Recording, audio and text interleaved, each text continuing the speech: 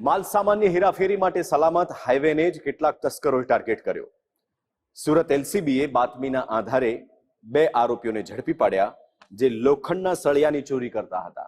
એટલું જ નહીં, આંતરરાજ્ય રેકેટનો પર્દાફાશ કર્યો અને એના મુખ્ય સૂત્રધારને પકડવા તેમજ અન્ય આરોપીઓને પકડવા માટે પણ પોલીસે તપાસ તેજ કરી।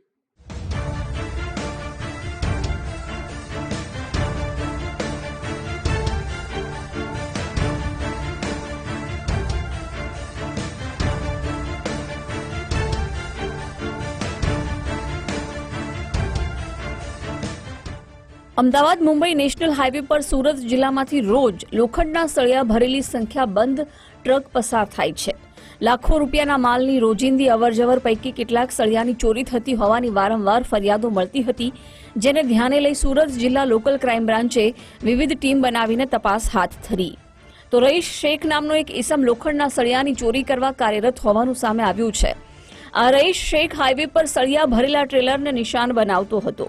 રઈશ અને તેના સાગરીતો ટ્રેલરના ચાલકોને વિશ્વાસમાં લઈને અથવા લાલચ આપીને મોટા બોરસરાની ખુલ્લી જગ્યામાં બોલાવતા હતા, જે બાદ ગેંગના કેટલાક સાગરીતો અંધારાનો લાભ લઈને ટ્રેલરમાંથી કેટલાક સળિયા ઉતારી દેતા હતા। થોડાક સળિયા ઓછા થાય તો ચાલકોને જાણ પણ થતી ન હતી। આ ચોરીનો માલ ગેંગના સાગરીતો ભંગારના વેપારીઓને ઓછી કિંમતમાં વેચતા હતા। આ ઉપરાંત કેટલાક સસ્તા લોખંડના સળિયા ખરીદવા ઈચ્છુક હોય તેવા વેપારીઓને પણ આપી દેતા હતા। આ સળિયા ચોરીના નેટવર્કનો મુખ્ય સૂત્રધાર રઈશ શેખ છે। સુરત જિલ્લા એલસીબીએ બાતમીના આધારે દરોડા પાડીને 2 રાજસ્થાની મૂળના ઇસમોને ઘટના સ્થળેથી ઝડપી પાડ્યા છે તો ચોરીના આંતરરાજ્ય નેટવર્કનો મુખ્ય સૂત્રધાર રઈશ શેખ સહિતના 3 શખ્સો હાલમાં ફરાર છે। આ ચોર ગેંગના સાગરીતો પાસેથી મહારાષ્ટ્રના બાંધકામ ક્ષેત્રે સંકળાયેલા કેટલાક દલાલો માલ લઈ જતા હોવાની વિગતો સામે આવી છે। માંગરોળ તાલુકાનું જે નાના બોરસરા ગામ છે તે જગ્યાએ એક ઇસમ જે છે જેમનું નામ છે રઈશ શેખ, અમારી સુરત ગ્રામ્ય જિલ્લાની એલસીબી ટીમને હકીકત મળેલ। એલસીબી ટીમના એએસઆઈ હેમંતભાઈ, હેકો અનિલભાઈ તથા કાર્તિક ગીરી છે, એમને હકીકત મળેલ કે રઈશ શેખ નામનો જે ઇસમ છે તેના સાગરીતો મારફતે હાઈવે ઉપર લોખંડના જે સળિયાઓ ભરીને જે ટ્રેલરો જતા હોય છે એમના ડ્રાઈવરો સાથે સાંઠગાંઠ ધરાવી અને એની પોતાના આર્થિક ફાયદા સારું લોખંડના સળિયાની ચોરી કરી અને ત્યાં બોરસરા ગામની સીમમાં એપીવેક્સ ફાર્મા કંપની સામે જે ખુલ્લી જગ્યા છે ત્યાં ટ્રેલર લાવી અને સળિયાનો જથ્થો ચોરી કરવાની પ્રવૃત્તિ ચલાવે છે।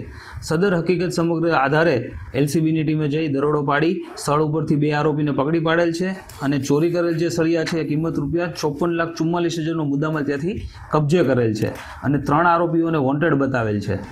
સુરત એલસીબીએ સ્થળ પરથી 16 લાખની કિંમતના 32 ટન ચોરેલા સળિયા જપ્ત કર્યા છે, જ્યારે 23 લાખ રૂપિયાના એક ટ્રેલરમાં ભરેલા સળિયા મળી આવ્યા છે। આમ પોલીસે ટ્રક અને ચોરીના સળિયા મળીને 54 લાખથી વધારેનો મુદ્દામાલ જપ્ત કરવામાં સફળતા મેળવી છે। આ પ્રકારની ચોરી લોજિસ્ટિક્સ અને કન્સ્ટ્રક્શન ક્ષેત્રે મોટું નુકસાન સાબિત થતી હોય છે। સુરત એલસીબીએ રઈશ શેખ અને સળિયા ખરીદવા આવેલા અજાણ્યા ગ્રાહકોની શોધખોળ કરી રહી છે। આ કેસમાં સંડોવાયેલા અન્ય ડ્રાઈવરો સુધી પહોંચવા માટે તપાસ તેજ કરવામાં આવી છે। 54,44,341 રૂપિયાનો મુદ્દામાલ કબજે કરેલ છે અને સમગ્ર કૌભાંડની જે છે એ તપાસ એલસીબીના પીએસઆઈ જેએલ પટેલ ચલાવી રહ્યા છે અને જે બાકી વોન્ટેડ આરોપી છે એને પકડવાની દિશામાં ચક્રો ગતિમાન કરેલ છે। સર, આ જે આરોપીઓ છે કઈ રીતે સળિયા કાઢતા હતા અને આમાં જે આરોપી વોન્ટેડ છે ક્યાંના હતા અને કેટલા સમયથી આ કામ કરતા હતા એની એ બાબતેની સમગ્ર ઊંડાણપૂર્વક તપાસ ચાલી રહી છે। લોખંડના ટ્રેલરો હોય એમાંથી સળિયા ચોરી કરી અને બીજા લોકોને જે બોલાવી અને ત્યાંથી સમગ્ર સળિયાઓનું વેચાણ કરતા હોય છે। સુરત જિલ્લામાં પસાર થતા નેશનલ હાઈવે 48 પર રાત્રિ દરમિયાન લોખંડના સળિયાની સાથે કેમિકલ ભરેલા ડ્રમની ચોરીનો કૌભાંડ લાંબા સમયથી ચાલે છે। રઈશ શેખ એન્ડ કંપની ટ્રેલરના ડ્રાઈવરોને શરાબ અને શબાબની લાલચ આપીને ચોરીને અંજામ આપતી હોવાની શક્યતા છે। આ ઝડપાયેલા આરોપીઓના મોબાઈલ ફોનની તપાસમાં ચોંકાવનારી વિગતો મળી શકે છે। ગુજરાતને અડીને આવેલા રાજસ્થાન અને મહારાષ્ટ્રની સાથે જ મધ્યપ્રદેશમાં પણ ચોરીનો સામાન પહોંચતો હોવાની આશંકા છે। ઉદય જાદવ, ગુજરાત ફર્સ્ટ, સુરત।